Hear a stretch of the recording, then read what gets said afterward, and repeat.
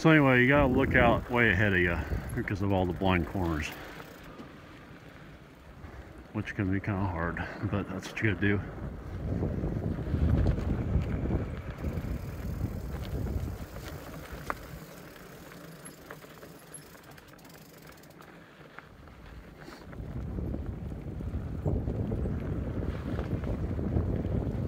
This winds around. You're kind of heading in a generally southern direction. We'll end up back at the river here in a little bit. We're coming up on a tight spot. The trees go really close together. If you're going to ride this a lot, I'd recommend shortening your bars. I took 2 inches off each side of my bars. That made life a lot easier.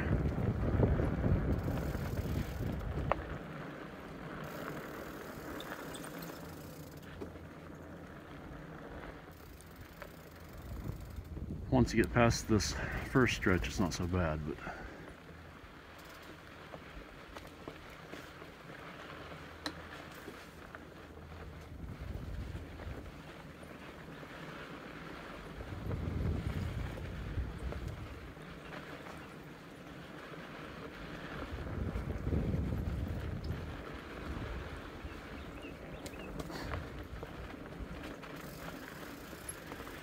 all right, now we're back at the river. So we are on the eastern side.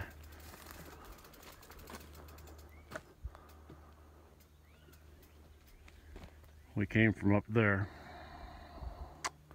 and we'll head downstream there, or head south.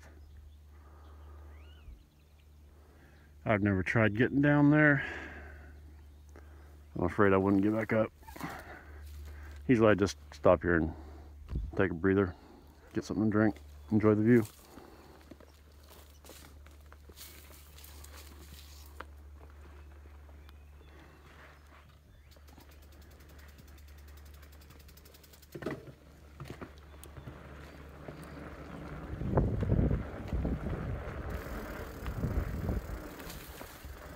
Watch out the first step, it's a doozy.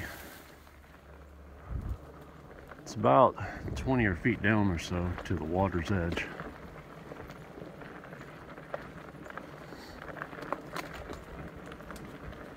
Here's the second tight area.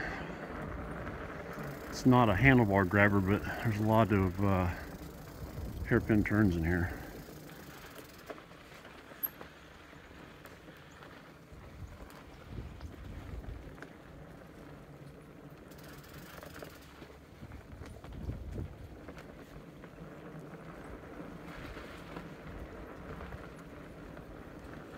And I usually ride this entire course, with the exception of one spot, in one gear.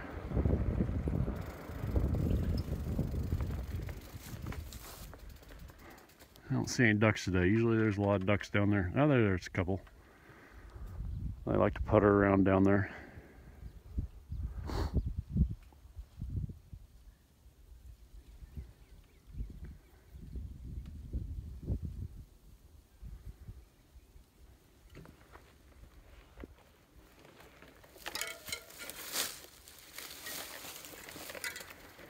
All right, there are basically 3 vertical sections to this trail.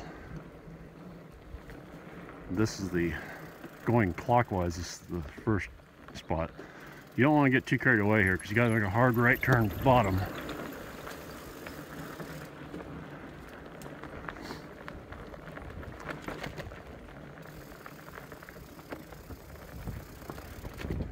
And if you're going to climb that hill, if you're going counterclockwise, when you hit that hard right turn, you need to be standing on the pedals. You can't shift down and just sit and spin on it. You'll run out of momentum.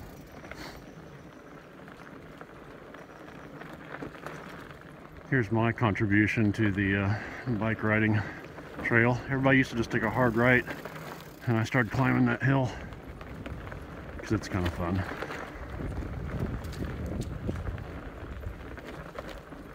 I gotta run myself to go slow here.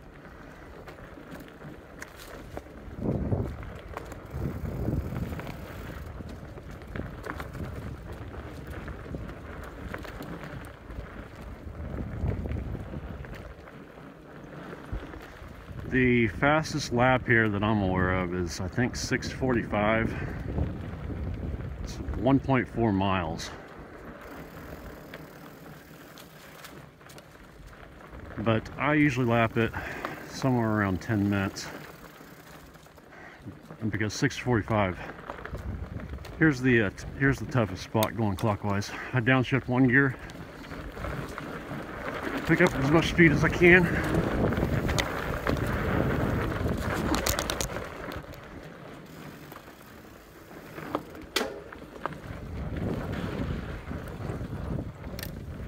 And up and through. Now most people, I think the reason most people like to ride this counterclockwise is so that's a downhill. I ride for the for exercise and just the enjoyment of it. I find the hill more challenging going uphill.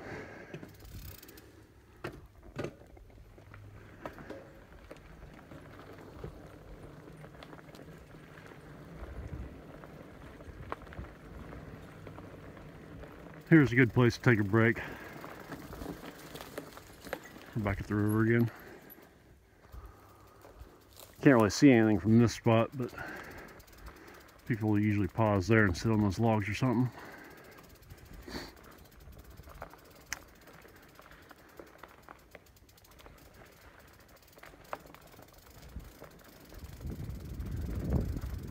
Here's the last scenic spot,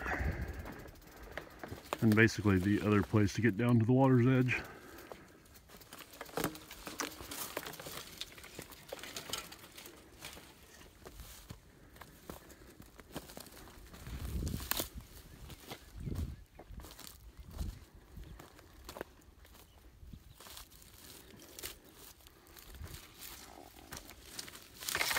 Anyway, on the lap times, like I said, I usually lap it in about 10 minutes. 6:45. That's you can only do that if you know there's nobody else on the trail. They hold some amateur races out here, so they kind of close it off and they can go all out. Ordinarily, you just have to keep in mind that there's going to be other people on the trail. I try to pick times that don't have a lot of traffic.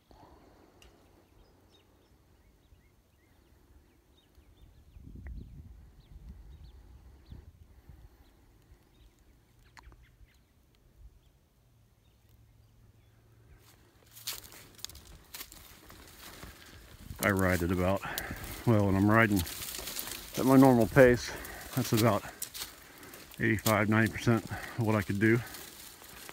And I usually ride, a dozen laps,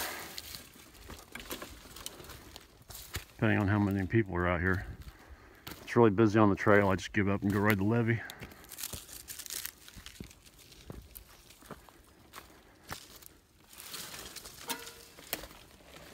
All right, we are now in the southeast corner of the trail. We're heading in a generally western direction.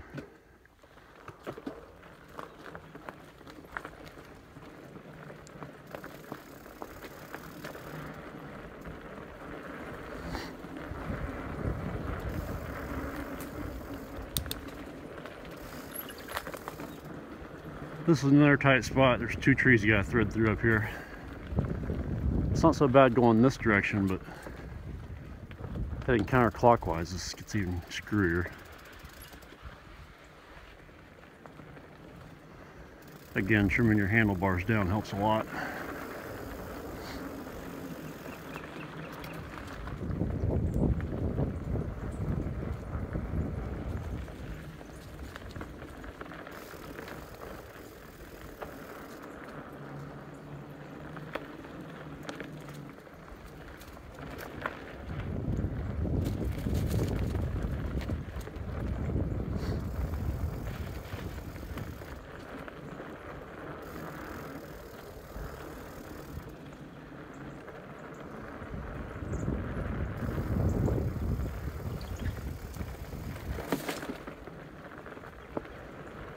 Now we are in the southwest corner. gonna head north. The general shape of the trail is sort of like an hourglass. There's a spot up here where, a little after where that deadfall tree was at, you can cross over if you want.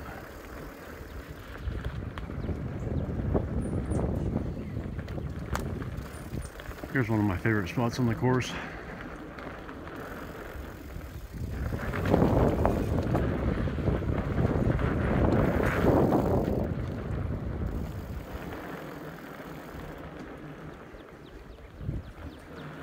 And that's the last of the vertical areas on the course. This is a fun spot to take at speed.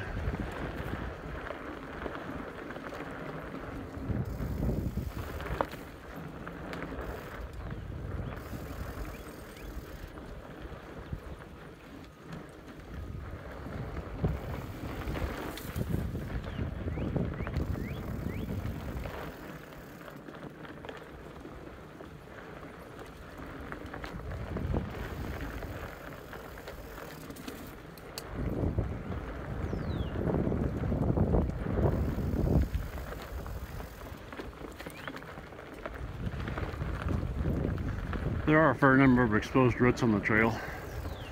Not really enough to slow you down, just enough to make it interesting.